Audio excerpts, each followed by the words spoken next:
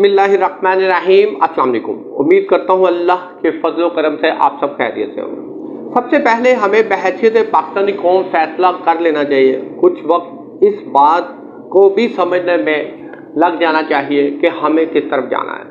आखिर सच क्या है, हकीकत क्या है और हमारे इस्लाम में किन बातों की इजाज़त है और किन से ममानत। इसके साथ साथ ये भी देखना चाहिए कि किस चीज़ से कौन सी बुराइयां मुआशरे में पैदा हो रही है मगर हम बखुशी कबूल कर रहे हैं। लोगों के चेहरों पर मुस्कुराहटें बिखेरने वाले ये दावा करते हैं कि महंगाई के इस दौर में, इस स्ट्रेस में, जिस तरह लोग डिप्रेशन का शिकार हैं, इनके चेहरों से मुस्कुराहटें छीन ली गई हैं। मगर वो इस दौर में भी ये खिदमत कर रहे हैं, इनके चेहरों पर मुस्कुराहटें लाते हैं। इनके चेहरों पर मुस्कुराहटें ला कर वो एक कौमी फरीदा अदा कर रहे हैं। ऐसे झूठे फलसफे का सहारा लेकर कब तक अपनी वो दुकानें चमकाते रहेंगे, तो कब तक इस मुआशरे की तरबियत में वो खलल डालते रहेंगे। मुस्कुराहटें बिखेरने वाले इन फनकारों की गुफ्तगू का जब हम जायजा लेते हैं तो स्टेज पर किस तरह एक दूसरे की माँ बहन की इज्जत की तजलील करते हुए जुगते लगाए जाते हैं। स्टेज पर किस तरीके से मुजरे करके अवाम के चेहरों पर मुस्कुराहटें बिखेरने वालों के दावे हमारी आंखों में सिर्फ और सिर्फ मट्टी डालने के बराबर है।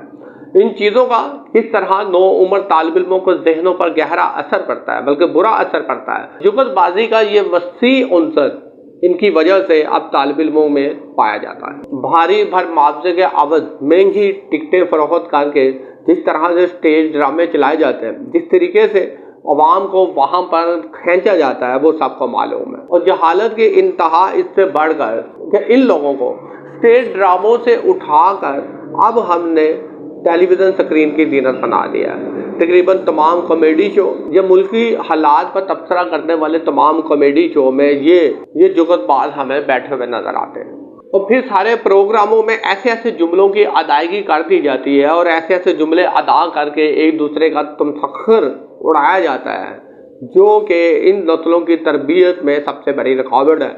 और मेरा मानना है कि इस बात पर भी हमें कोई फैसला करना चाहिए और हमारे हुक्मरानों को भी ये सोचना चाहिए कि करना क्या है। पहले फैसला कर ले कि इस कौम को किस सिमत में लेके जाना है, इनकी मंजिल क्या होगी, फिर अलल अलान इन तमाम चीज़ों को जायज़ और कानूनी करार दे दिया जाए।